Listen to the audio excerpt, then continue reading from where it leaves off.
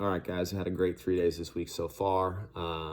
Looking to keep that momentum going. We've got a pretty short day on Thursday, so yeah, you should have plenty of time to fit everything in. For the warm-up, we have toes to bar in the workout, so let's start with some hanging from the bar. We'll do our 40-rep hang series, which is hanging from the bar, doing 10 up and down kind of shrugs, active shoulder to non-active. Forward circles for 10, backward circles for 10, and then press downs for 10. And then let's do some just side to side swings to really loosen up the lats. Then we'll get out on the floor, have people grab a barbell, but set it down to the side. I just want to work 30 seconds of the scales. We haven't done scales for a long time. So standing there, arms out to the side, 1 foot, 1 leg raised straight, pointing your toe, and then for 30 seconds, and then go to the other one. And then for the front scale, and then on the back scale, you're just bending over at the waist. Almost looks like you're trying to look like an airplane. You're bending over, your arms are straight out to the side, your one leg is back and straight with your toe pointed in towards the center. But no bend in the knees on either one of these scales. That's the important part. So we'll do 30 seconds, each leg, both directions, for a total of 2 minutes. And then let's get a barbell in our hands, and let's just do some single leg RDLs. 10 each side. Then let's do some good mornings, some Kang squats, some empty bar deadlifts, and then, as we like to do, let's get everybody holding a 30-second deadlift right below the knee. Great chance to coach, walk around, check people's arch, check people are staying over the bar. Big thing that language change I've been using, instead of telling people to get knees back, I saw Greg Everett, the Catalyst Athletic guy, mention that he likes the cue, instead of knees back, he likes the cue, shoulders over the bar. So I have found some success with that lately. It's that's something that you guys can focus on. What I mean by that is when the bar is at the knee, some people are going to be too upright. And instead of saying you're too upright, when they are too upright, their shoulders are going to be slightly behind the bar or even with the bar. And what we want to do is get the shoulders in front of the bar. At the knee, the shoulders should clearly be in front of the bar. And so we can try that cue. Basically what it does is it pushes the knees back, it increases tension at hamstrings, and gets you in a better position. So something to think about. Make sure in this 30-second hold, everybody's got their shoulders over the bar. And then 20 minutes to work up to a deadlift. Main performance points here, as always, are maintaining an arch, having a nice balanced setup, and then making sure we have a full lockout at the top.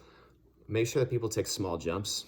I mean, if you've got it really should be about a 5% jump at most once you get above 80%. So if you have a 200-pound deadlift, that's a 10-pound jump. If you got a 400-pound deadlift, that's a 20-pound jump. So you shouldn't be taking bigger jumps than that. Depending on where you're at there. But people inevitably do, no matter what you say up front. It seems like people at some point, they're going to, I see people all the time taking 30-pound jumps in like the 220 range, and it just doesn't make sense. So let's try to get people to take reasonable jumps there. Okay, for the workout, I didn't put a weight on the lunges, but I was thinking the games weight, 70, 2 times 70 or 2 times 54. I think dumbbell or kettlebell is fine. I think it's ever more comfortable for people. People's abs, if they've come Monday, Tuesday, Wednesday, could be a little sore. So if people don't really care about doing, the games version, is that a fly? It's like winter. If they don't care about doing the games version, a great scale might be a back extension on the GHD machine. It's obviously a completely different muscle group, but that's kind of the idea. People's abs are taxed, and it'd still be a great workout. So 30 back extensions, 20 back extensions, 10 back extensions would be awesome. If people want to make that a little harder, they could go weighted. Obviously, only have 3 of those, but not a bad idea, the toes to bar. Just make sure, check in on people, make sure their abs aren't too sore to hit 60 toes to bar today. And then for the lunges, I would like to make it not lunge steps. I would like it to make it distance, just because we haven't done that in a while, and that's what the workout calls for.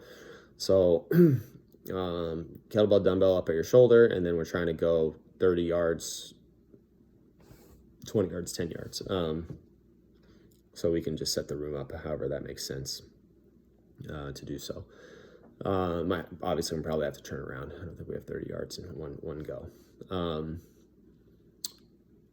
Yeah, just make sure people aren't lunging with unless the weights are in the proper position, and it's a pretty straightforward workout. We scale the weight for the lunge, and I think because it's not a ton of volume, 120 total reps, like don't be afraid to have people, have to take 5 steps at a time and have to rest. The one caveat here is make sure people are not, it's going to be really tempting to drop the 70 kettlebells or the 70-pound dumbbells. People need to be able to control to the ground. So make sure we make a big deal of that, saying, hey, do not choose a weight that you can't control the ground. Because what people are going to want to do is set them on their shoulders, and there's no way to get them to your hands. And so we need to have hands on the apparatus, the equipment. We need to make sure that we're controlling those to the ground, because I broke my finger doing that very thing, and it was terrible and stupid. And we want to make sure we're keeping everybody safe. So that is the rule. Other than that, should be a nice, I don't think it's that short, but it's just a nice compact couplet. So should be good. Have a great Thursday.